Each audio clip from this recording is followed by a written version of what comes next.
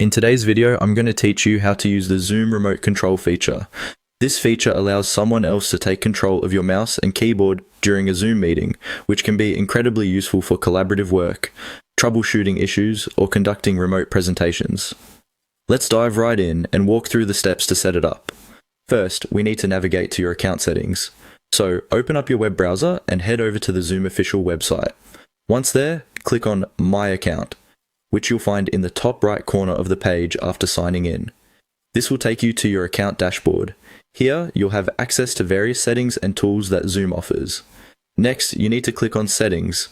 You'll find this option in the menu on the left side of your screen. By clicking this, you will be directed to a comprehensive list of all your Zoom settings, covering everything from audio and video to recording preferences. Once within your settings, we need to find the remote control option. A quick way to do this is by using the search bar provided. Simply type in Remote Control to quickly highlight and jump to the correct section. This search bar is a handy tool when you need to navigate large sets of options efficiently. After locating the remote control setting, ensure that this feature is toggled on. This action will enable the ability to use remote control during your Zoom meetings. It's crucial that this feature is enabled to proceed with our setup, as without it, you won't be able to grant or receive control. Now, while still within the settings section, we want to address the screen sharing permissions. In the search bar at the top, type something like screen sharing to direct you to the appropriate settings. Here, you must ensure that screen sharing is set to allow all participants.